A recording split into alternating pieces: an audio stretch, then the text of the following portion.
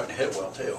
Yeah, it was obviously all facets of the game. It starts with pitching. Zimmer came out and set the tone.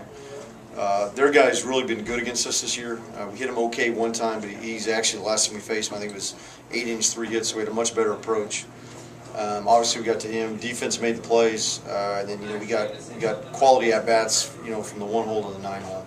Talk about the play by Parker Moore. He knocked in a run today. Yeah. He's been hitting the ball better. Yeah, it's funny when you have young hitters and Parker fell into this. They change their swings all of a sudden for no reason.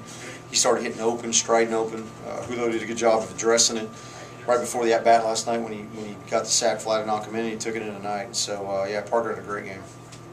Well, Kyle Zimmer, 13 strikeouts, speaks for itself. Talk about what you saw from him tonight. Fastball command, and then obviously anytime you have fastball command with the heat that he throws, then with the plus off speed he has, it really is domination, and he did that tonight. And they got some good hitters on that team, and obviously kept them at bay. Talk a little bit about what he did in the third. You mentioned that you were kind of pissed at him. Yeah, there comes a point where Kyle thinks he can do a lot of things that he can't.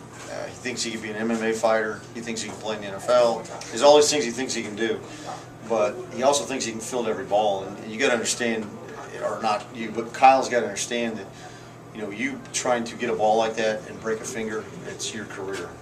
And so I'm actually going to, he's got a fine system now where the next time he reaches up for a ball, I'm going to find him, because you got to find a way to break that from guys. And I appreciate the fact he's trying to get every ball, but it's also my job having him that he's got to learn how the game works. And so, but again, you appreciate his hustle, you appreciate him wanting to get the ball, but he's got to let his defense play on that.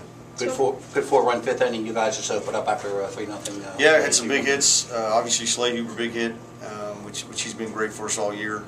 The biggest hit of the night, obviously, when Chisholm's DHing, comes up with a 2-strike knock there.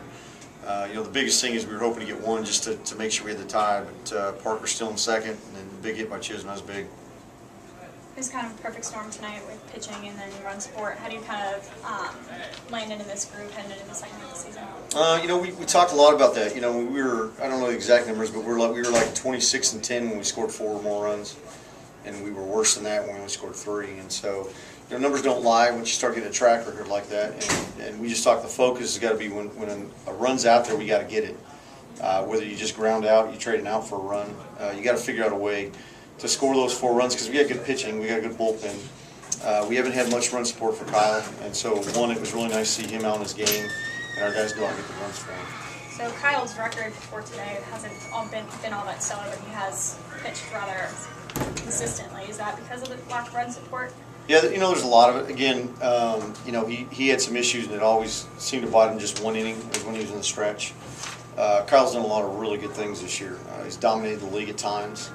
Kyle hasn't been pitching a whole lot in his life. Obviously he was a third baseman converted, so he's had to learn some things.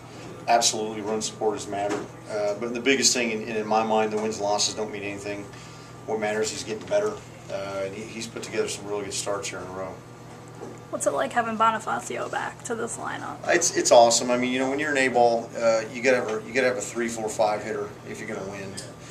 There's guys that are young on our team that when you have to push them higher in the lineup, that's undue pressure that they're not used to.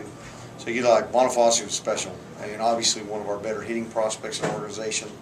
And was doing so well, so I'm happy for him. He hit this head on. The day he found he got hurt, he was running sprints to keep his legs in shape. And so you really appreciate and want it for a kid that works like he does.